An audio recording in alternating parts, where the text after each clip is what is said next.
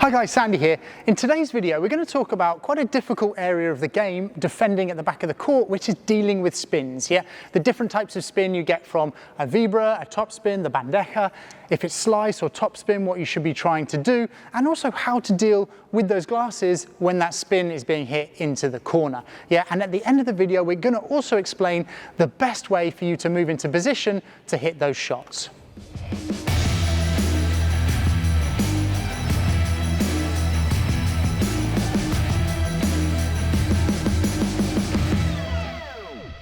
Before we identify the spins, let us know in the comments down below what you find difficult, whether you find the vibra, the bandeja or the topspin smash difficult to read. For me personally, I find it difficult when my opponent hits a kind of slow topspin, particularly from this kind of down the line or central area that goes and bounces into the side glass and then goes towards the back glass. If they hit that well, it can be difficult for me to decide to play before the glass or to play it after the glass and not to get trapped at the back of the court. But let us know down in the comments what you find the most difficult.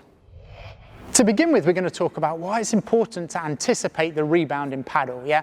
Unlike tennis, we've got walls, and therefore when the ball bounces off the wall, if it's got spin on it, it can really bounce away. You've got to contend with firstly a fast ball, but then also a ball that will move in a different direction depending on the rebound. And it's important for us to anticipate, because for us to hit our best shot, we want to try and contact that ball in front if we can, yeah? So if the ball is coming into a part of the glass and it's spinning in a certain direction, we need to be able to read that so we know where we can move in order to get that contact just in front of our body. So that's why it's really important to understand how that spin will react with the glass. So there are three types of spin that the ball might have on it. It could have slice, where the person brushes underneath the ball, yeah, and the rotations are going like that. It can have topspin, where the person brushes over the ball and the rotations are going forward. Or it can have side spin, where the player brushes around the side of the ball and they all create a different reaction off that back glass. So let's have a little look. The first one is with slice. And you can see that ball has just died off that back glass. The second one, topspin. You can see that it's bouncing up off that back glass, and then side spin. You can see that that ball is bouncing to the right hand side. Now I'm a right hander and the ball is brushing and my racket is finishing in that direction, so you can see that the rotation is going to take the ball for the rebound to bounce to the right hand side. So in that example, I obviously put a lot of spin on the ball, and so the reaction is more. But if there's less spin, it will have the same reaction, but just not as dramatic when it comes, you know, for example, a slice bounces straight down. Yeah, it might go down, but it might kind of give you a little bit more time. Now, if we're looking at the double glass, essentially your slice and your topspin are linear. Yeah, they're going over the ball, but they're not changing the kind of horizontal plane, you know, the way it's bouncing from the glass. Yeah, so if I hit slice in the corner, it would have the same trajectory reaction as flat, it would just be lower, yeah? So if I slice down like that, you can see it's lower, but it still has that same kind of rebound. The same with topspin, yeah? That ball is bouncing up off that back glass, and that's often why if players hit topspin into the corner, you can move out of the way and you've got more time.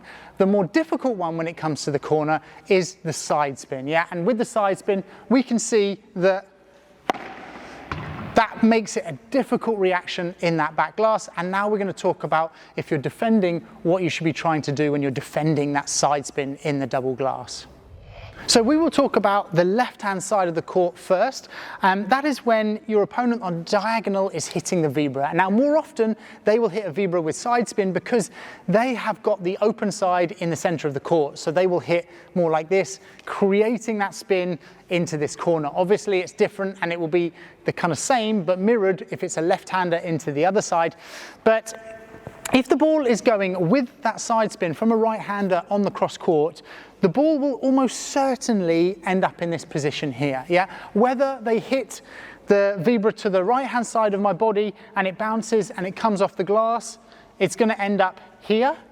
If they hit the side spin and it comes down my left side and hits the back glass first, it will come and bounce out here.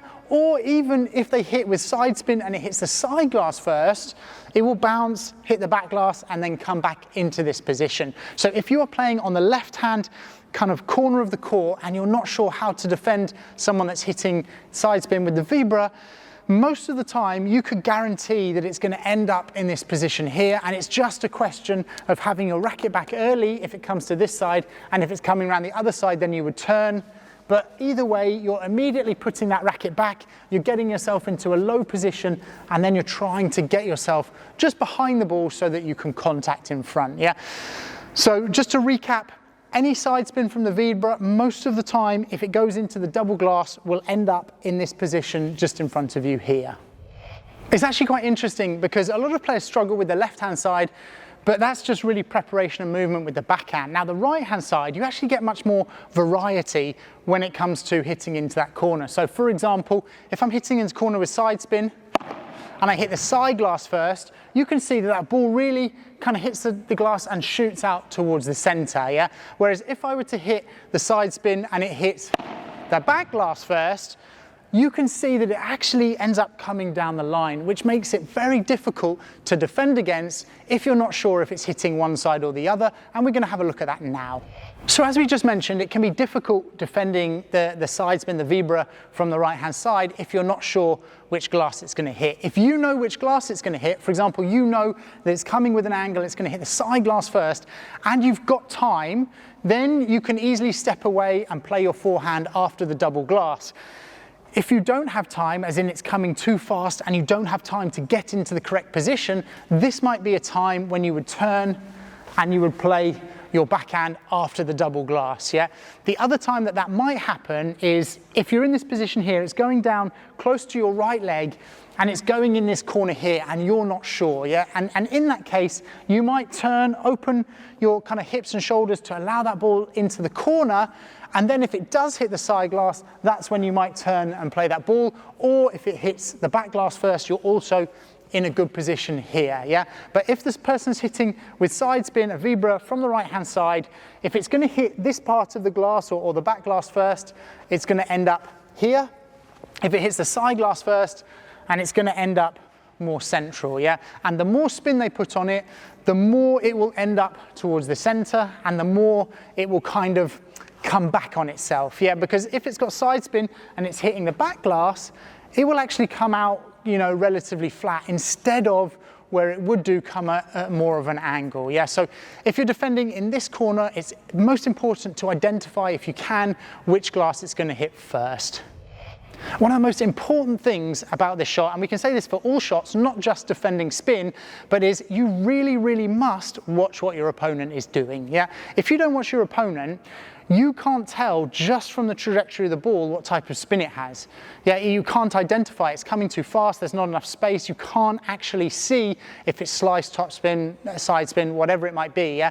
So you need to watch your opponent, and watching your opponent can give you some really kind of telltale signs. If they're coming like this and the ball is coming to the side of them, you know that really their only option is to come and hit side spin around the ball. They can't hit top spin from this position here, yeah? It's not physically possible. Also with the slice, they're a little bit far away to hit the proper slice, yeah? If they're gonna hit slice with an overhead, it would be the bandeja, and it'd be a little bit closer to the body, and the arm is slightly further up. And you can kind of tell these things straight away. The same with if they set up for a top spin smash, you know that they're not gonna hit side spin on that ball, and that ball is gonna bounce and kick up, yeah? It's not just the smashes, the same happens with the shots at the back of the court. If you see someone opening the racket face and they're going to brush down the ball like this, you know from this position it's going to be slice. They can't even hit flat from this position yet, let alone topspin. So from this position it's going to be slice. The same is if they're like this and they're bringing the ball, you know, from underneath like this, their option is they could turn the wrist and hit flat and hit a lob, but more than likely they're going to come through and hit topspin. And if you see this, if I see my opponent going to hit topspin and I'm at net, I'm already thinking that I could allow that ball off that back glass because I know it's going to kick up a little bit, yeah? So it's really, really important to identify and watch your opponents so that you can kind of get an idea of what ball is going to be coming towards you. Now, when it comes to getting into position for the ball, this is also a really important thing. There's no point in identifying the spin and then just kind of watching it and then at the last minute trying to adapt, yeah? If you know that the ball has got a certain spin on it and it's going to hit the glass and come towards you, for example, it's got side spin, then you need to give yourself extra space so that you can get into position, yeah?